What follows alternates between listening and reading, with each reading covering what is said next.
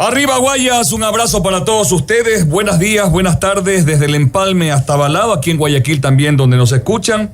Un tema importantísimo el día de hoy, cómo está la cultura en la provincia del Guayas, cómo está la tecnología, cómo está la innovación, cómo estamos aportando con los chicos y la diferencia que hay de los chicos de Guayaquil con cada uno de los cantones. Pero la cultura siempre va a ser importante, cómo están nuestros ancestros. El tema de ser montubios es un insulto, es un orgullo, ¿no?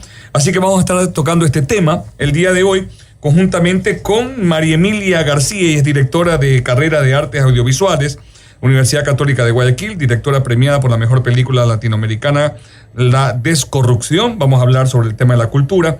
Y también Sonia Llanes, ella es comunicadora, ha hecho maestrías en comunicación y catedrática universitaria. También les damos las gracias a CRE, Extrema, Burbuja, Atalaya Milagro, La Voz del Triunfo, Satelital FM, Sonido X, Calidad del Empalme, Élite Estrella, Centro, Sucre, Cupido, Onda Positiva, Caravana, Atalaya, América, Huancavilca y Radio Universal. Buenos días, buenas tardes, ¿cómo estamos? Muy buenos días. Gracias por la invitación. No, a ti. María Emilia, hablábamos de la cultura. ¿Qué proyectos podríamos tener para incorporar, siempre con esa visión de los chicos, integrarlos, para que no haya esa diferencia del chico guayaquileño o el joven guayaquileño con el joven de los cantones? ¿Cómo podemos integrarlos desde el punto de vista netamente del arte? Bueno, yo creo que para empezar habría que hacer un gran trabajo a nivel de los colegios y las escuelas, porque yo veo que esa es como que la gran falencia, porque especialmente cuando te enfrentas al reto de sacar adelante carreras artísticas, por ejemplo, y te das cuenta que hace falta que desde la primaria y la secundaria como que se motive y se empiece a dar educación artística, ¿no? Y yo como materia, dices tú. Como materia, exacto, sí. Y yo creo que ahora se habla mucho de el aula diversa, ¿no? El aula diversa y la inclusividad. Entonces creo que es un tema que sí también se está revisando, especialmente, bueno, en mi caso a nivel universitario, ¿no? Porque dentro de las carreras tenemos estudiantes que vienen de distintas ciudades y yo creo que normalmente, bueno, el profesor nunca hace diferencia entre un estudiante que es de Guayaquil y uno que viene de otro lugar, pero a veces los estudiantes de afuera tienen que enfrentar muchos más retos, ¿no? Porque tienen que adaptarse a una nueva ciudad. Entonces sí creo que tal vez también sería interesante hacer como que actividades de acompañamiento, de integración, para que estos estudiantes que vienen desde otros lugares se sientan en casa, ¿no? Porque obviamente se alejan de su familia. Y en sí, como que yo no veo discriminación entre el chico de Guayaquil y el chico que viene de la ciudad, pero sí veo como que tal vez hace falta más ese acompañamiento para estas personas que se tienen que adaptar desde cero y a veces para ellos es complicado solo el hecho de desplazarse dentro de la ciudad, ¿no? ¿Tú has tenido acceso a algún estudio que diga de cómo los podemos incorporar o qué les gustaría de parte del arte en los cantones? Porque en Guayaquil hay una diversidad, claro, ¿no? Como que hay más amplitud. Claro, en cantones, ¿tienes algún detalle de qué es lo que les gustaría, chicos que quisieran practicar un tema de cine, arte, arte ahora que está de moda, que son los teatros en los pop-up? Sí. Más o menos, ¿tienes algún estudio, algún detalle? Bueno, lo que yo he conocido lo he visto a través de, por ejemplo, mi propia participación en festivales debido a la película que realicé, ¿no? Entonces, para mí fue muy grato toparme con una iniciativa que se desarrollaba en Santa Elena, donde habían pequeños talleres de realización de cortometrajes y se veía chicos muy motivados de distintos lugares. Por ejemplo, me acuerdo que hicimos exhibiciones en Manglar Alto, donde a la par de, obviamente, mostrar películas con chicos locales de ahí. Sí, sí. Y también ellos desarrollaban sus propios cortometrajes, ¿no? Entonces yo creo que una iniciativa así sería muy, muy interesante y se nota que les llama la atención el cine. Y también yo conozco otras iniciativas. Por ejemplo, hay un grupo que se llama Filmarte, que ha recibido fondos, ¿verdad?, concursables para poder desarrollar producciones con chicos que son de distintas ciudades. Por ejemplo, la primera iniciativa también la hicieron en Santa Elena, con una película que se llamó Santa Elena en Bus. Luego hicieron otro trabajo más bien en la sierra, que fue una película que se llama, me parece, Vengo Volviendo, y para mí es muy interesante porque coges a un chico que no sabe ni cómo prender la cámara y le enseñas desde cero y termina contando una excelente historia. Entonces, creo que con el cine se podría hacer mucho al nivel de los distintos cantones. Ya vamos a seguir tocando este tema porque quiero meterme mucho más con las culturas que tenemos cada uno de los cantones. Sí. Sonia, vamos a tocar el tema de la comunicación también. ¿Cómo integrar a estos chicos que están en los cantones y que ellos se sientan verdaderamente que ellos están viviendo en el siglo XXI? ¿Cómo los podemos incorporar a ellos? Es básico la tecnología y el acceso a la conectividad. Recordemos que hoy en día un chico que está conectado y tiene el acceso a una tablet o una computadora en su casa o en su sitio de estudios, está a la par que quizás un chico que está en la ciudad o en otro país. No tenemos esas diferencias abismales de hace años atrás en los que si no acudías a una biblioteca no tenías acceso a la información. Claro. Entonces, pero sí es un tema que falta mucho por hacer, porque tú sí sientes cuando vienen chicos de otros cantones acá y que, por ejemplo, en su plan de estudios en colegios o en ciertas actividades no han tenido acceso a ese tipo de alfabetización digital, de poder comparar, de poder inferir, de saber que hay fuentes oficiales. Sí hace falta. Y a la larga recordemos que los jóvenes de hoy igual son nuestro presente, porque son de donde salen las ideas para emprender. Ellos también son los que de cierta manera hacen que esta transmisión de sus costumbres, de sus tradiciones, se perennicen. Y si ahora no estás en el tema digital, no dominas la tecnología, eso pasa desapercibido. Entonces, vincular el cine, vincular el tema del teatro y que los jóvenes sean los protagonistas sin hacer diferencias de que vengas de una ciudad metrópoli como Guayaquil o de un cantón que es más pequeño, es muy importante para recuperar la identidad y el orgullo de ser de donde vienes, ¿no? En el teatro se maneja mucho la parte grupal, ¿no? Sí. Es un tema. ¿No te has topado con que en los cantones lo manejan un poco de individual y cuando vienen a estudiar acá ya tienes que hacerlo de manera grupal para desarrollar un proyecto? ¿Les cuesta un poquito eso o no les cuesta incorporarse? A veces es difícil para los chicos adaptarse cuando llegan a la ciudad. Lo que sí he podido apreciar dentro de mis propias clases con los chicos es que ellos hacen ya como un grupo de los foráneos. Entonces, ellos les dicen los extranjeros, pero son chicos que vienen de diferentes cantones. Es más, hoy en día tiene gente que viaja de Milagro a Guayaquil todos los días, que vienen de playas a hacer su carrera universitaria acá y que sí les implica... Yo admiro ese sacrificio que tienen los chicos. Sí, o sea, son chicos que vienen del Triunfo. Yo he tenido alumnos que salen del Triunfo, que te vienen de la Troncal y que viajan todos los días. Que están llegando a su casa a 10:30, 11 Exacto, de la noche. Y que igual tienen que ver de qué manera se coordinan para hacer estas actividades con sus compañeros de acá y que quizás no generan productos comunicacionales que pudieran hacerlo en función de su ciudad porque es donde ellos quieren luego regresar. En comunicación tenemos casos hoy en día de periodistas que trabajan o laboran en medios guayaquileños, pero que no están laborando en los medios de sus cantones, con todo el conocimiento e impulso que pudieran dar a la industria de la información allá. Entonces sí es una realidad que quizás ahora a esta generación le toca aprovechar más la tecnología, pues y a las autoridades también brindarles esa oportunidad. Los millennials, Abel, vamos con los millennials desde el punto de vista del arte, como el desarrollo que tienen ellos y también de la parte de la comunicación. En el arte, ¿cómo se están manejando los millennials? ¿Vuelan? Claro, o sea, sí. Es una generación que está más allá de nosotros, no se compara para nada con la mía. Claro. Además que es muy fácil, por ejemplo, cuando les mandas una tarea, ya les puedes decir, bueno, pueden grabar con su celular, lo que no, obviamente no se podía hacer antes, claro. ¿No?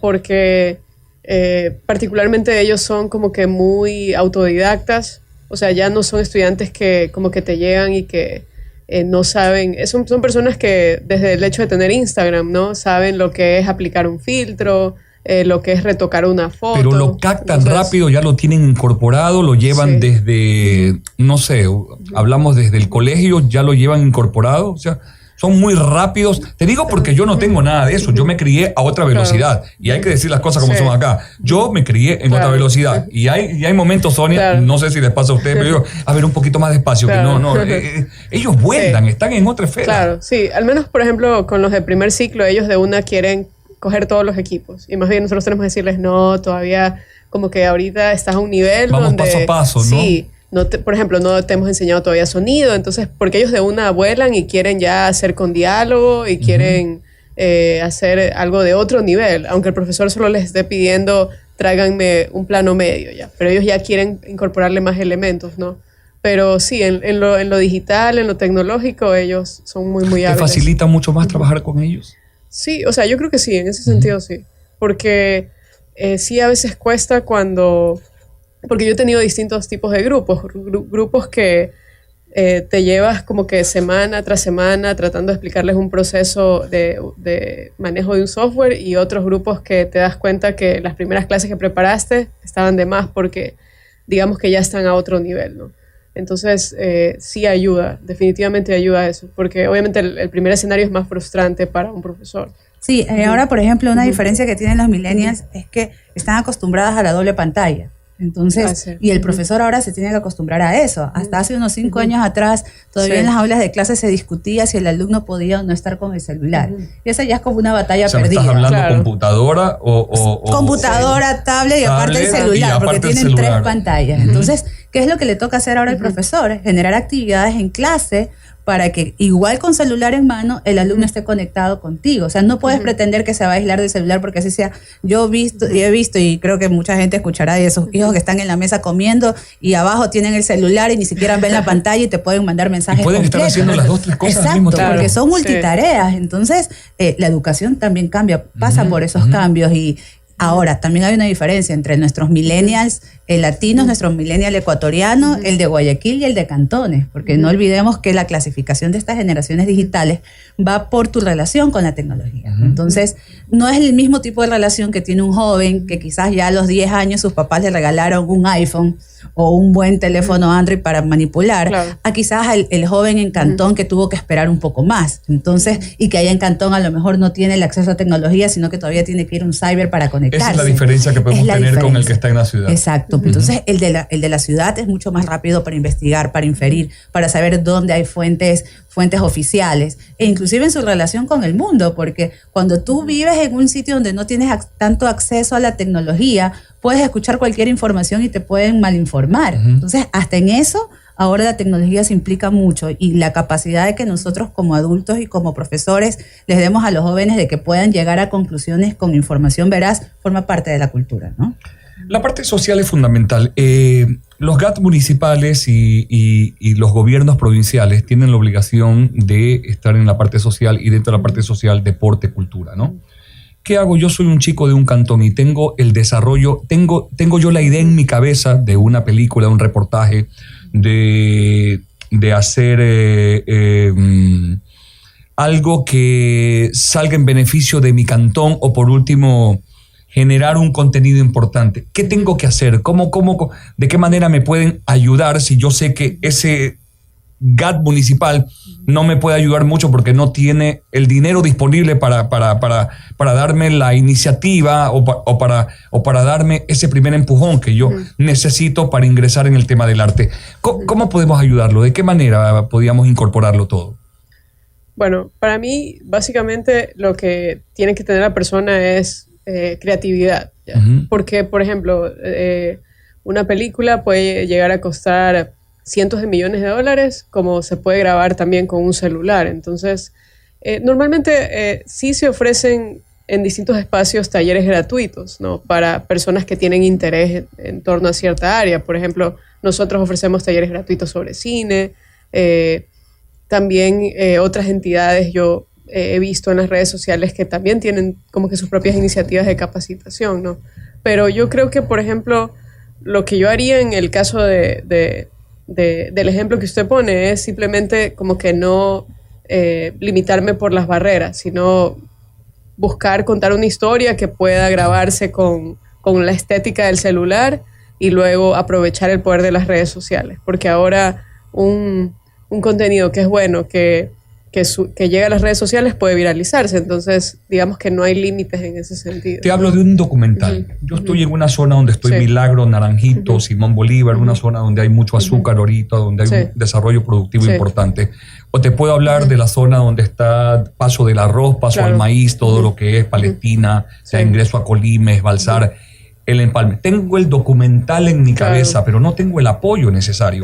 Eso es lo que necesito yo, ir a un lugar donde me apoyen verdaderamente con esta idea que tengo. Porque yo no soy de ciudad, soy de cantón. ¿Dónde buscar eso? En el Ecuador, ahorita la entidad que ayuda a financiar, a desarrollar proyectos así audiovisuales cinematográficos sería el ICA. O sea, tendría que esperar, por ejemplo, a que se abra una de las convocatorias, porque ahí podría esta persona presentar el proyecto y obtener un financiamiento.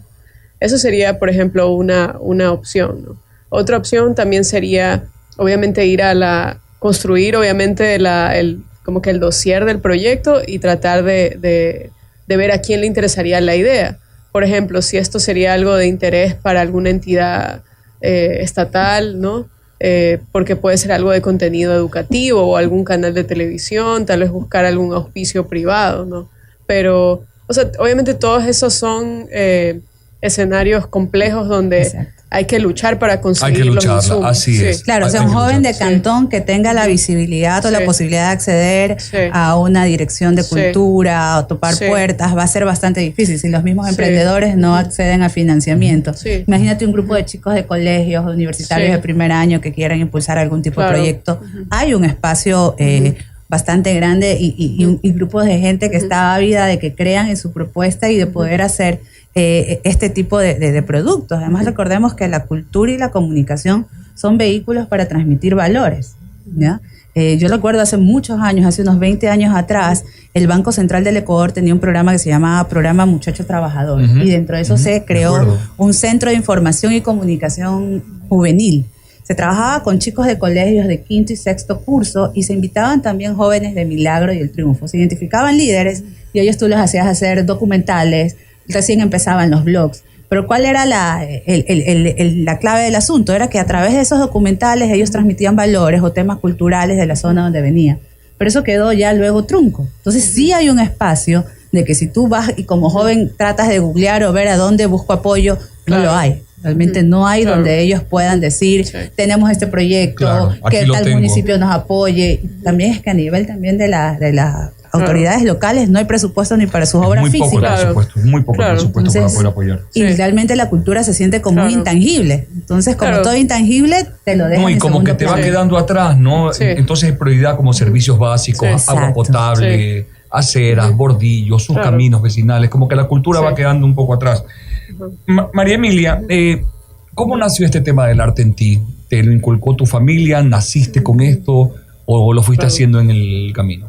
Creo que me lo inculcó mi familia, porque, o sea, al menos, digamos que yo recuerdo que mi mamá me insistía como que lea, y en verdad al inicio no me interesaba mucho la literatura, ¿no?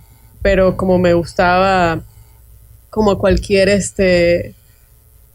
niña, como que el cine, ¿no? Entonces, lo que hacía mi mamá era comprarme novelas de las películas. Entonces, como que ahí encontró la fórmula mágica para que como que me empezara a gustar la literatura, ¿no? Entonces, y obviamente siempre la novela es mejor que la película, entonces como que le atinó ahí. Y sí, o sea, yo también recuerdo a mi mamá llevándome a ver películas cuando existía el Cine Maya y veías 2 películas en un solo día. Claro. O sea, yo creo que sí, fue mi familia, fue algo, sí. El cine continuo. Sí, ¿Estás al tanto que la Isla Trinitaria están haciendo cine ya? Los chicos están haciendo un cine, llevan 2 películas también. El otro día fui a visitar a un lugar donde hay más de 80, casi 90 chicos entre hombres y mujeres que han sido sacados de las calles las tentaciones de las drogas. Ellos tienen un coliseo de box y de por sí están haciendo una película. ¿Cuál? La de Siguiente Round. Sí. Pero ellos hacen un tipo de cine. Yo no soy muy técnico en esto, pero me parece de una manera todavía silvestre, ¿no? No tienen todos los equipos posibles que tienen como para tú poder desarrollar un cine de alta competencia, podría decir. Pero esta imaginación de ellos que les nace y esta lucha que tienen para poder salir, ¿por qué? Desde mi perspectiva, de lo que nosotros hemos visto y hablado, hay 2 formas de poder sacar de una tentación muy grande que está viviendo nuestra familia y el miedo que está existiendo, no solamente en Guayaquil, sino en los cantones. Droga. Hablan de deporte y cultura. Fundamental, 2 partes fundamentales, donde los chicos están encontrando ese camino importante o esa boya o ese oxígeno necesario para no ingresar en ese mundo de las drogas. Sí, es justo, creo que antes de, bueno, esta iniciativa creo que estuvo a la par de también cuando Sebastián Cordero filmó Sin Muertos No Hay Carnaval, donde también interactuó con las personas de la Isla Trinitaria, me parece.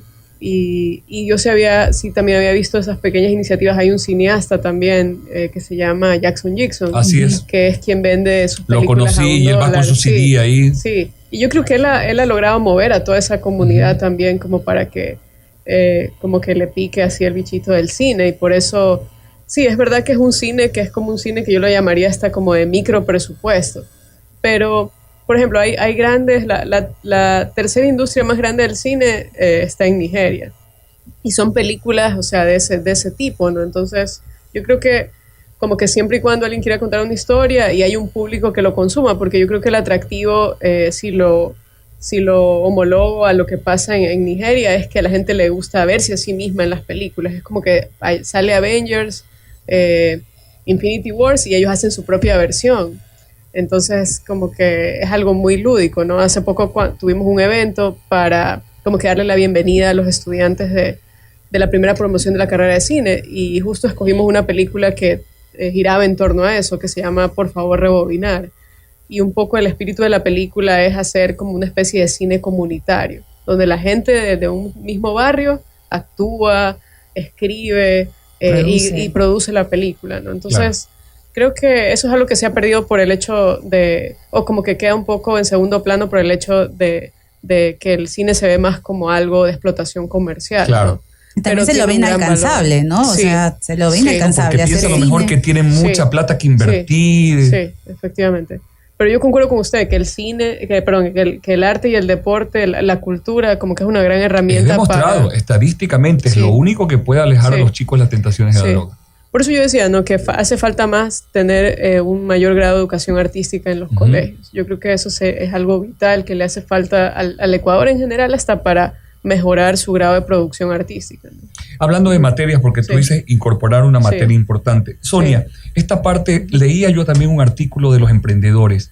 Hablan de poder incorporar una materia importante ya desde secundaria y, ¿por qué no, en universidad también? Educación financiera. Hay muchos chicos que quieren emprender. Tienen todo para emprender. Pueden tener hasta la asistencia y la parte técnica también. Pero no lo saben administrar. Claro. Y este estudio decía que a lo mejor a los 40 meses, máximo 42 meses, ellos entran en una baja y pueden quebrar porque no tienen la solución al lado. ¿Cómo poder solucionar esto, Sonia? Realmente sí. Cultura financiera a nivel de país nosotros no tenemos. Es decir, es muy práctico para nosotros pensar qué es lo que vamos a hacer con el sueldo en el siguiente mes. Sí, hasta en el hogar a veces. Exacto. Que estamos obligados a hacer un presupuesto. Pero es poco común tener esos presupuestos escritos e impresos inclusive en el hogar. O sea, nuestras amas de casa son muy eficientes para manejar el presupuesto, pero si tú le dices, a ver, veamos cuánto se gastó el año pasado, cuánto en comida, cuánto ahorraste, no existe esa cultura. Y en los jóvenes, en los emprendedores y también en los que hacen comunicación y hacen arte, el tema de cómo manejan finanzas es un punto bastante álgido, porque primero tienes que tener fondos, segundo tienes que tener la cultura de manejar presupuestos, armar presupuestos, hacer proyecciones, que nadie nos las enseña a hacer. O sea, aquí no existe una cultura de saber cuánto vas a ahorrar, cuánta es la inversión que tienes que hacer, cuánto de la ganancia puedes luego reinvertir en el negocio y cuánto tienes que guardar para emergencias. Es más, hoy en día la gente que estudia comunicación está consciente que su futuro laboral va a ser con temas de emprendimiento. Inclusive ya las carreras formales tienen un fuerte componente de emprendimiento para poder subsistir en los siguientes años, porque el mercado está cambiando. Pero como emprendedor tú tienes que hacer presupuesto. Y súmale algo que acabas de decir, Sonia, un poco por subsistir. Creo que muchos emprenden o tienen el proyecto más por necesidad que por otra cosa. O sea, lo pueden tener en su cabeza, pero no lo pueden manejar bien, que termina desequilibrado, lo lleva, a lo mejor encuentra a alguien que lo apoye, pero no encuentra la educación financiera que hay y el equilibrio perfecto para manejarlo, porque lo haces más que por necesidad, por una obligación, ¿no? Y por la algo, disciplina, por una desesperación. ¿no? Porque para manejar un presupuesto tienes que tener disciplina para no distraerte, para no salirte del esquema del presupuesto. Y hoy en día, en lo que los emprendimientos son la opción que muchas veces nuestros jóvenes tienen luego de que salen del colegio para poder avanzar, se convierte en una gran piedra de toque. No olvidemos que hoy en día en Ecuador es uno de los países que tienen los niveles más altos de emprendimiento. Claro. Pero también que casi que al segundo año ya esos emprendimientos han dejado de existir porque ya te golpearon todas las adversidades, se te acabaron los fondos y le debes plata a toda tu familia. Y en el tema de cultura también pasa lo mismo, porque por ejemplo yo, siendo un joven, quiero pedir ayuda para financiar una película, hacer una obra de teatro comunitaria. ¿A quién recurro? A mis papás, a los vecinos. Porque si debes dinero, le dice papá, apóyame con esto, lo que estás haciendo es crear más el hueco, ¿no?